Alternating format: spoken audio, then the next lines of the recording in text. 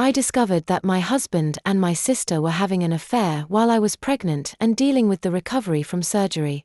I decided to confront them and rebuild my life from scratch. I am 32 years old. I have been married for 6 years and I always thought that my husband was my perfect partner. He is 35.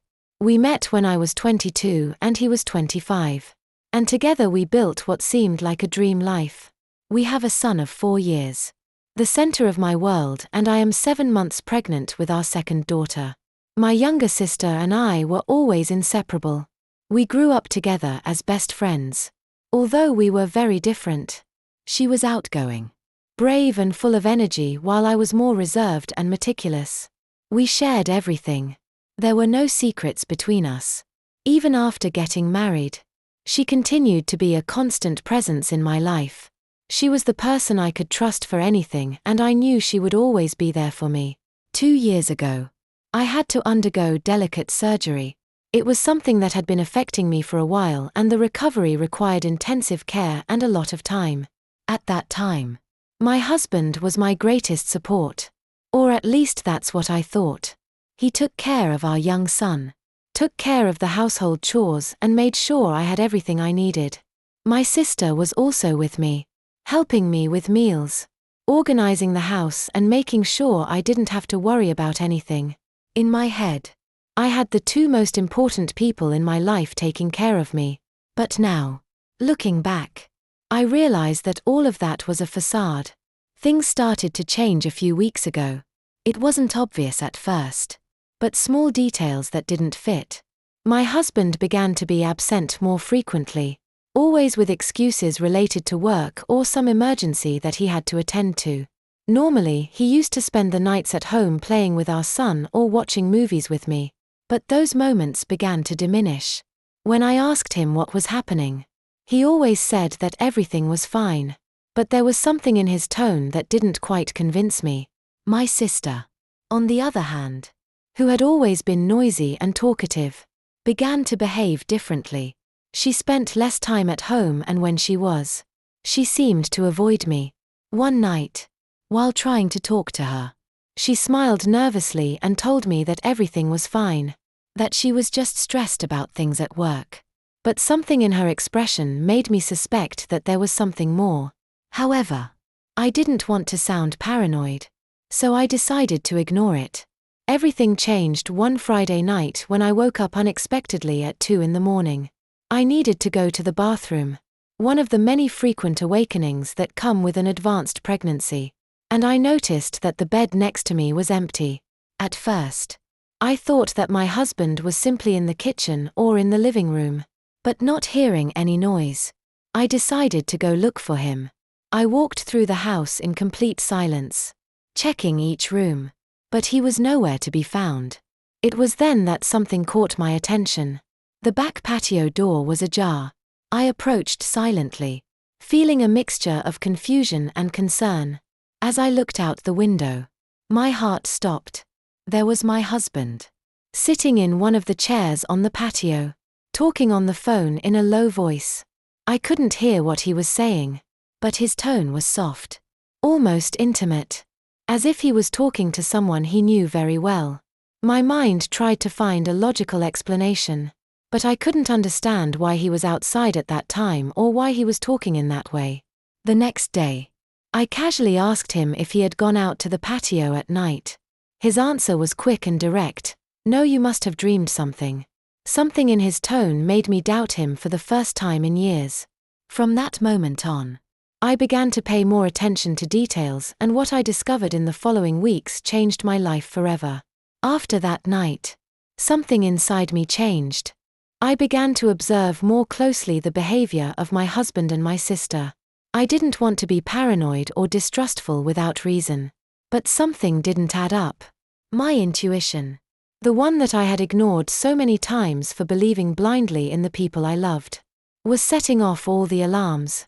As the days passed, I noticed that my husband was more distant with me. He was still affectionate with our son and he fulfilled his household duties. But there was a coldness in his interactions with me. If I asked him how his day had been, he responded vaguely or quickly changed the subject. If I tried to have a deeper conversation, he seemed uncomfortable, as if he wanted to run away. My sister had stopped visiting us as frequently, and when she did, she seemed restless, as if she was constantly evaluating whether she should stay or leave. One night, while my husband was in the bathroom, his phone, which he always had glued to him as if it were an extension of his body, began to vibrate on the dining room table. At first, I didn't think much about it, but when I saw that it kept vibrating repeatedly, something impelled me to look at the screen. I saw a name that left me frozen: my sister. The screen showed a message that said, "We'll talk later. I can't stop thinking about last night." My heart stopped for a moment. I felt as if the ground beneath my feet had crumbled. Before I could process what I had just read, my husband came out of the bathroom, quickly took the phone and didn't even bother to look at me. At that moment, I decided that I couldn't keep ignoring the signals. That same night, when everyone was asleep, I opened my laptop and looked for ways to access my husband's message log. I felt guilty for doing it, but I needed answers. What I found was worse than I had imagined. Messages that had been deleted from the phone but were still stored in the cloud revealed a truth that I never thought I would discover. There were dozens of conversations between my husband and my sister. Some were innocuous, simple jokes and comments that seemed normal between in-laws. But as I moved towards more recent dates, the messages became more personal, more intimate. Phrases like "I've never felt anything like this" and "no one can know," at least for now, made clear the magnitude of what was happening. There was one particular chain of messages that broke my heart. "I can't wait to see you tomorrow. Can you get away for a while?" "I'll try. I don't want her to suspect anything. I feel horrible, but I can't stop."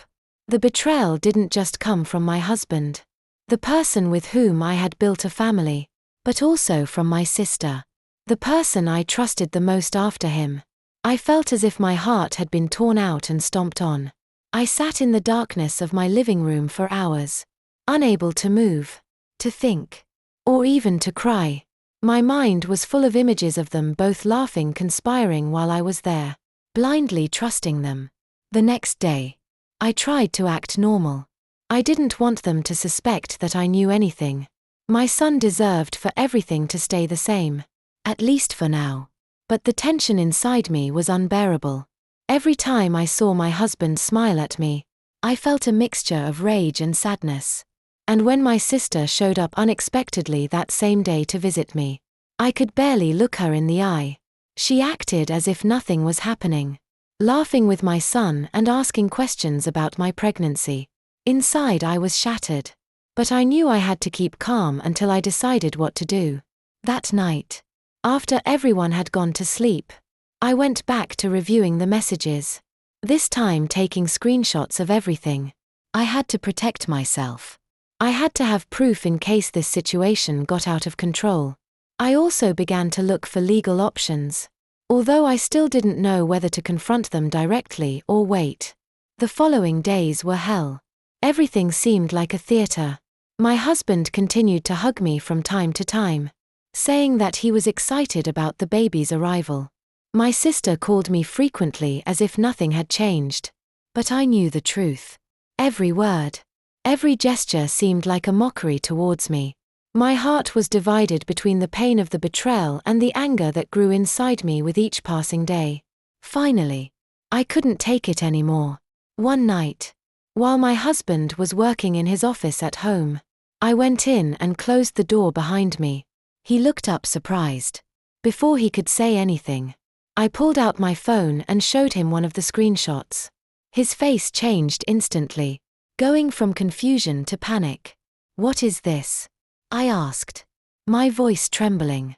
Although I tried to remain calm, he didn't answer.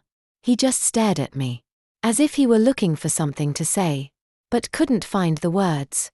He was silent, his eyes fixed on my phone as if he were trying to disintegrate the evidence just by looking at it. My heart was pounding, both from contained rage and from fear of what was to come. After a few seconds of unbearable silence, he finally looked up at me and whispered, "It's not what it seems. I let out a dry, bitter laugh. It's not what it seems. Really? Then explain to me. Because what I see here are messages between you and my sister. Messages that have no excuse that you can give me. So go ahead. Tell me what it seems like.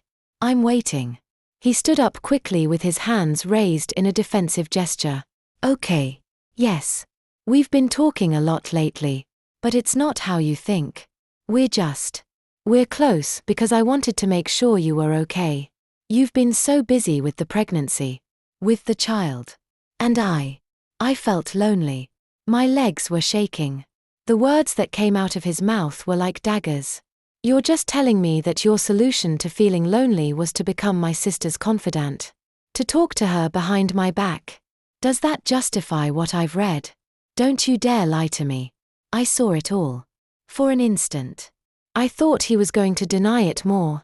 But instead. He dropped his shoulders and slumped into the chair in front of his desk. I didn't want you to find out this way. He murmured. Avoiding my gaze. I didn't want to hurt you. My chest filled with rage. You didn't want to hurt me? Then why did you do it? I don't understand what was wrong. You had everything here. A family. A child. Another one on the way and my absolute trust. How could you ruin it all? Before he could answer. I left him there. I didn't have the strength to listen to his excuses anymore. I left the office. Went upstairs and locked myself in the bedroom. My mind was in a whirlwind. How could I even process this? He hadn't admitted it completely. But he hadn't denied it either. His answers. His reaction. Everything pointed to the betrayal being real. I couldn't sleep. I spent the night on the edge of the bed. Staring at the ceiling. Trying to decide what to do. I knew I couldn't ignore it. I couldn't just pretend everything was okay. My priority was my children and I had to protect them. But how could I handle this situation without destroying everything around me? The next morning. I decided that I couldn't face this alone. I called my best friend. Someone I knew I could trust completely. I told her everything. From the messages to the confrontation the night before. Her reaction was pure outrage. You can't let this continue. You need to confront both of them. Not just him. She's your sister too. I knew she was right. I couldn't postpone the confrontation with my sister any longer. If there was anyone who should explain to me what was going on, it was her. I called her that same afternoon and asked her to come home. I told her that I needed to talk to her about something important. She arrived within an hour. Looking nervous but trying to act as if everything was normal. When she came in, I looked her directly in the eyes. Sit down. I told her firmly. She observed me cautiously, but obeyed. I didn't waste time beating around the bush.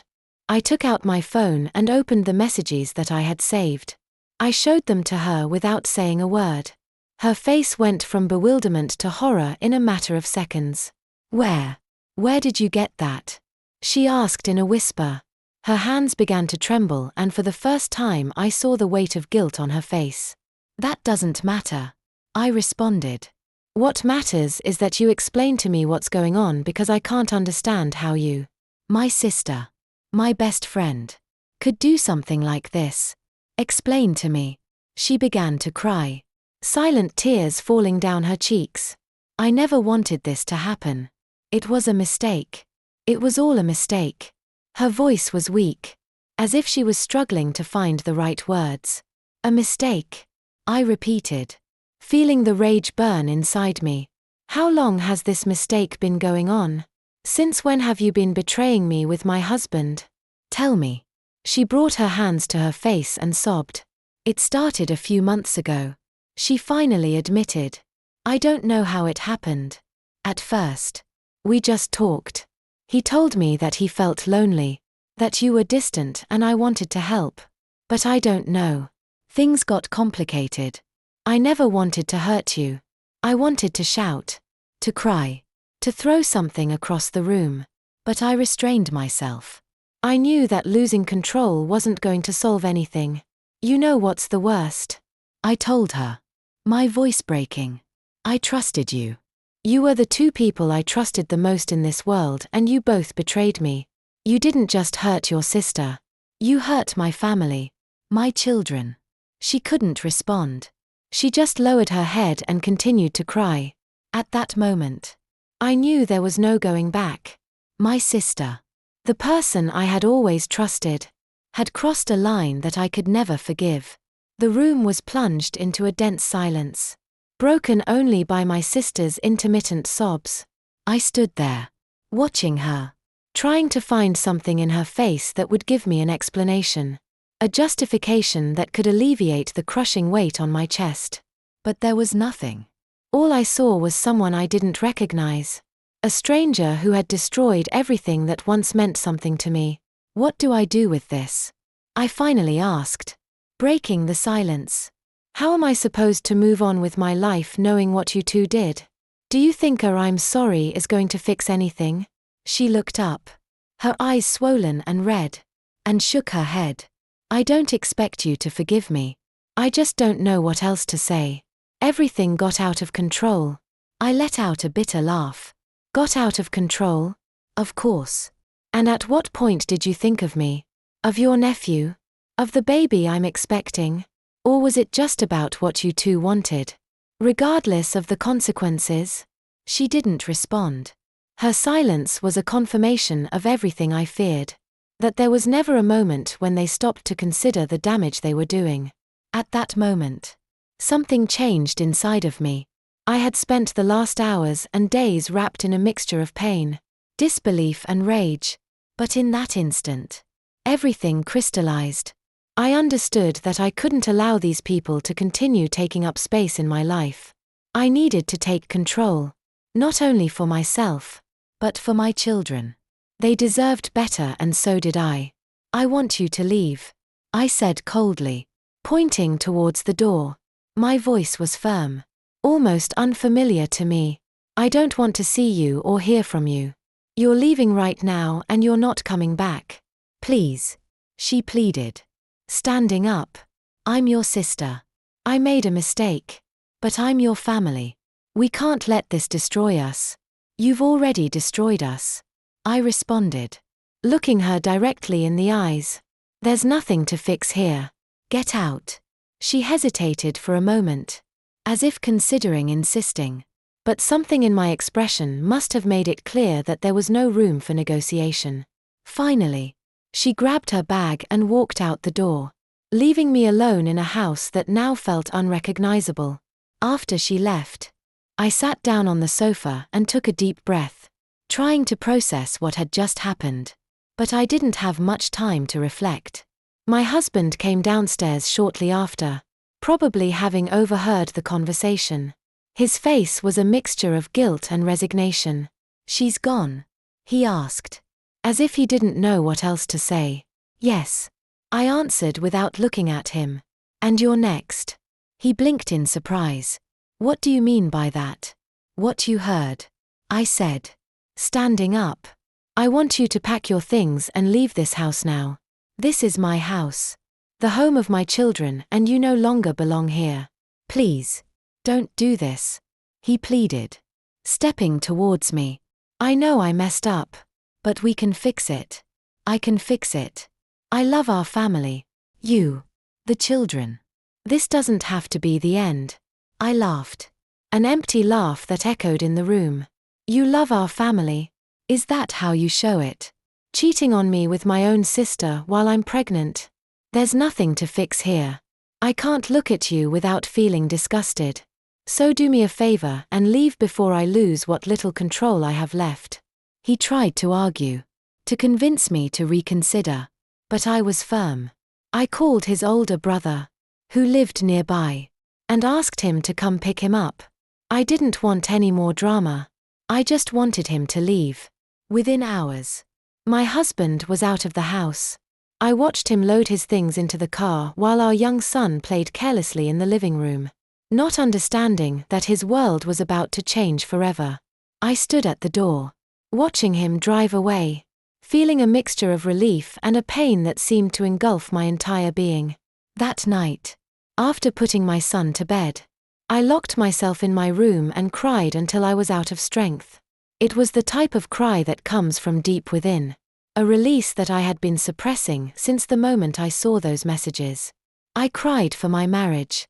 For the family that I had dreamed of building. For the sister that I had lost. But I also cried from rage. From frustration. From the feeling of having been betrayed in the cruelest way possible. When I woke up the next day, I felt as if I had been through a storm. But I also felt something else. Determination. I knew that the following days and weeks would be difficult. But I also knew that I had to be strong. Not just for me, but for my children. They needed a mother who could stand firm even in the midst of such devastation. That morning, I began to make a list. Contact a lawyer. Organize my finances. Look for a therapist for myself and for my son. Block my husband's number and my sister's number. Each step was a small act of recovery. A way to rebuild my life from the ashes. But I wasn't prepared for what would come next. My husband wasn't going to go away so easily. And neither was my sister. The day after I kicked my husband and my sister out of my life, I thought things would start to calm down. That the worst chapter was over. But I was wrong. What happened next was a storm that made me doubt whether I could really regain control of my life. Within hours of my husband leaving the house, the messages started. First, messages of apologies. Promises to change. Please to talk. I blocked his number. But then the emails started. Each one was more desperate than the last. As if he couldn't accept that I had already made a decision. At first, I was tempted to respond. To explain to him that there was no turning back. But I knew that any communication with him would only open a door that I needed to keep closed. However, he didn't stop there. One afternoon, while my son was playing in the yard, I saw his car parked in front of my house. My heart raced when I saw him. I didn't want to face him. I didn't want to risk a scene in front of my son. I stayed watching from the window, waiting for him to leave. But he didn't. After a few minutes, he got out of the car and headed towards the door. I took a deep breath, trying to calm down. I opened the door before he could ring the bell and confronted him on the porch. "What are you doing here?" I asked, keeping my voice low so as not to alarm my son. "I just want to talk," he said, his tone wavering between pleading and desperation. "Please, give me 5 minutes.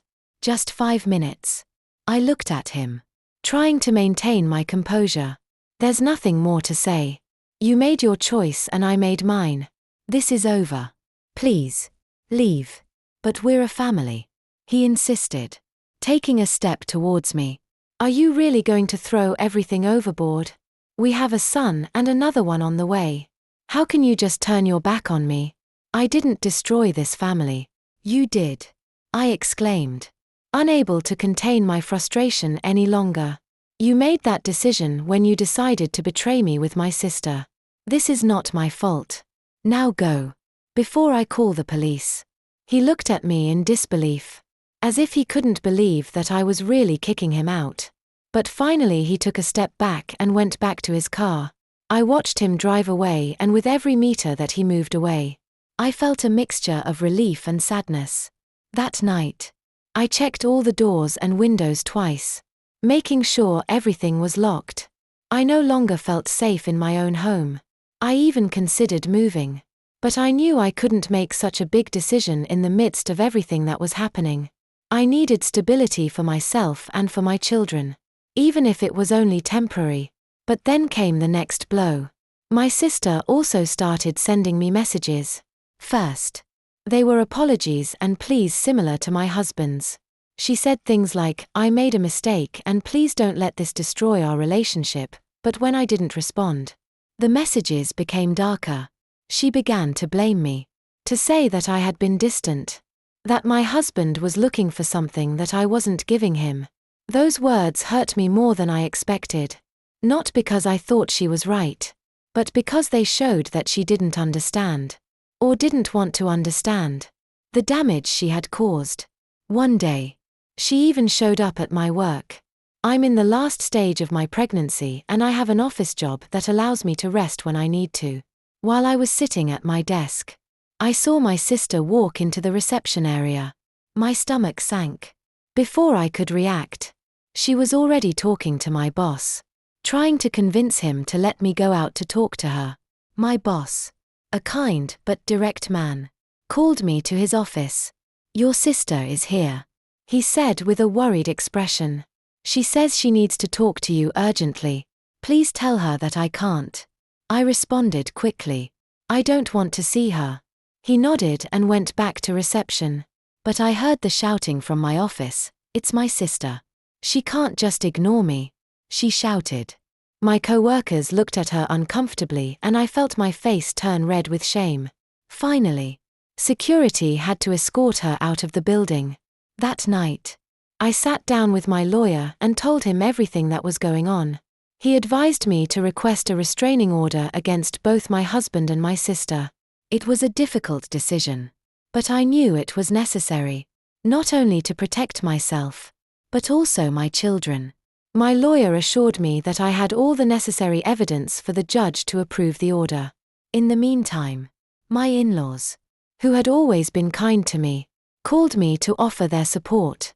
They told me that they were horrified by their son's actions and that although they couldn't justify what he had done, they wanted to make sure that my children and I were okay. I accepted their help cautiously, grateful for their support, but still unsure of how much I could trust anyone after everything that had happened. The following weeks were a whirlwind of legal meetings, changes in my daily routine, and moments of deep introspection. Every day was a battle between pain and strength. But slowly I began to find small victories. A smile from my son. A kick from my baby in the womb. A moment of peace in the middle of the chaos. I knew that there was still a long way to go. But I was determined to fight for myself, for my children, and for the life that we deserved. This storm wasn't going to define us.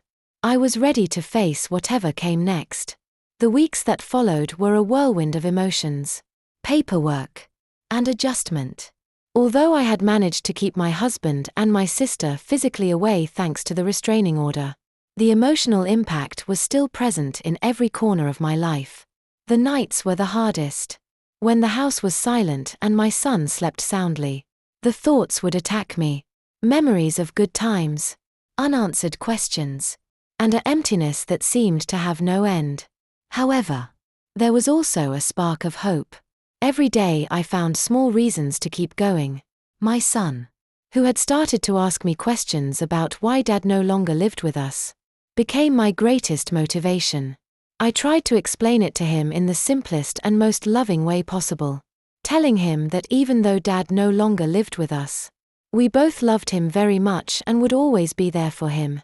His reaction, although confused at first, was surprisingly resilient. Children have a way of adapting that adults sometimes can't understand. As my due date approached, I focused on preparing for the arrival of my baby. My best friend, who had become my rock during this process, organized a small baby shower at my house.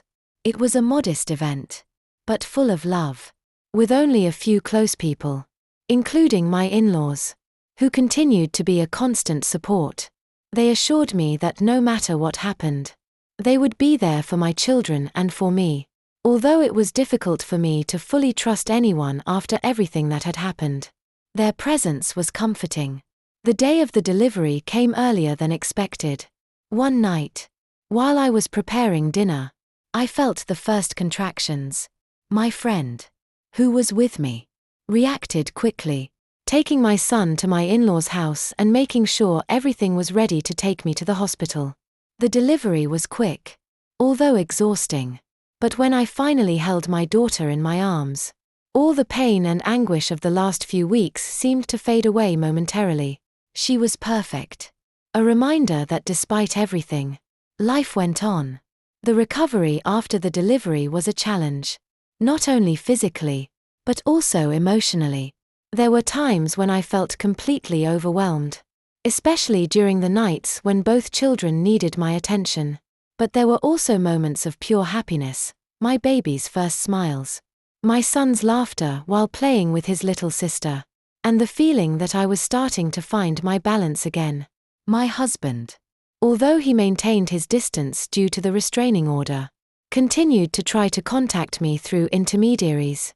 His messages, sent through mutual friends or even his parents, wavered between guilt, pleading, and manipulation.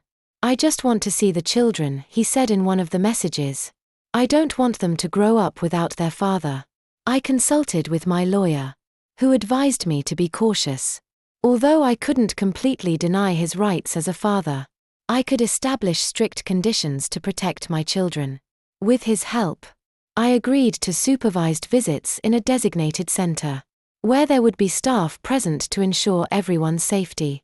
My husband wasn't happy with this solution, but he had no other option. My sister, on the other hand, seemed to have disappeared.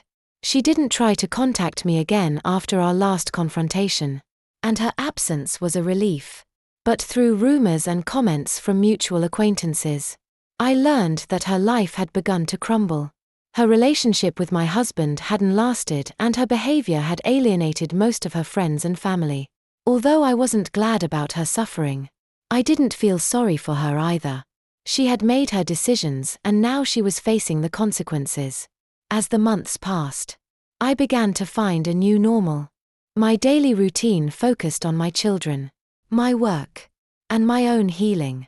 I went back to therapy, something I had initially hesitated to do, but which turned out to be one of the best decisions. My therapist helped me to process the pain and the betrayal, and to rebuild my self-esteem, which had been deeply affected by everything that had happened. I also began to establish clear boundaries with the people around me. I learned to prioritize my well-being and that of my children over the expectations of others. This meant saying no more often, asking for help when I needed it, and surrounding myself only with people who truly wanted the best for us. My in-laws, who had been a constant support, became an even more active part of our lives. My mother-in-law in particular offered to take care of the children twice a week so that I could have some time for myself. I used that time to go for walks, read, or simply sit in silence, something I hadn't done in months. Over time, I began to feel something that I hadn't experienced since all of this started: peace. It wasn't a complete or constant peace, but it was a start. Every day that passed, I realized that I was stronger than I had thought. I had survived the storm, and although there were still clouds on the horizon, I was learning to navigate them. One day, while I was in the park with my children, I saw something that made me smile for the first time in a long time. My older son was helping his little sister take her first steps, holding her carefully and encouraging her with sweet words. At that moment, I realized that although our family had changed, we were still a family, and together we were going to get through it.